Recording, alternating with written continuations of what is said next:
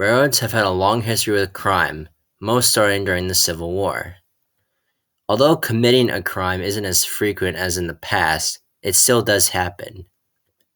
And a very minor but dangerous accident happened near the small community of Westminster, Colorado.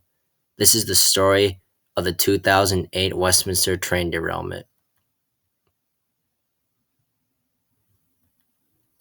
On June 9, 2008, BNSF freight train RCOL 4212-09, the Longmont Turn, was heading west on BNSF's Fort Range subdivision to Loveland, Colorado, to drop off a locomotive and cars. The train was a short manifest with only 37 cars, most of them being centerbeam flat cars carrying lumber, covered hoppers with grain, and boxcars with building materials. 4 diesels were on the head end. The lead unit was BNSF 8105 and ex-BN Triclops SD60M, still in Cascade green and black, BNSF SD70 Mac 9801, which is part of hundreds of Macs painted in BN's Grinstein scheme of the 1990s, ex-Santa Fe GP60M number 143, and finally, rebuilt Omnitrax Leasing SW14, number 1451. 3 crew members were also on board the train, names unknown. The train was running parallel to Wadsworth Parkway for a while, but since the train was running at night, it was pretty hard to see. Suddenly, the engineer and conductor felt a slight jolt, and then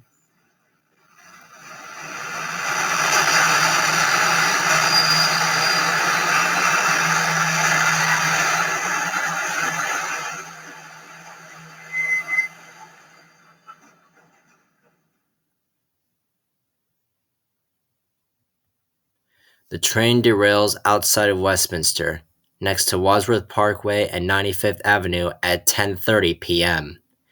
8105 was found leaning to the right, almost tipping over.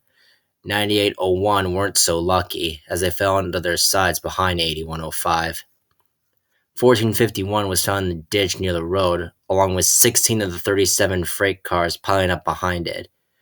One of the 3 crew members was also transported to a hospital with minor injuries. The sole cause of the derailment turned out to be a tree stump that was intentionally placed on the track. BNSF officials offered a $10,000 reward for information of those responsible.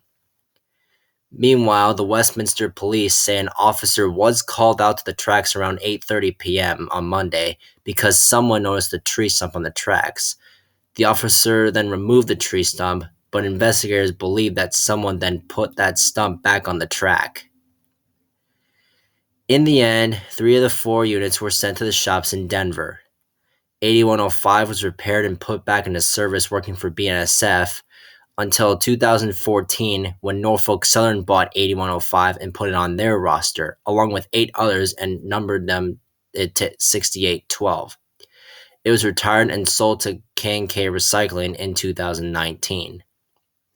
9801 was repaired and remained in service until 2016, when it was put in storage in Topeka, Kansas, along with other Macs and Dash 9s.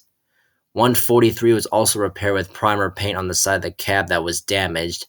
In 2017, it was later repainted into H4 paint scheme and continues to remain in service.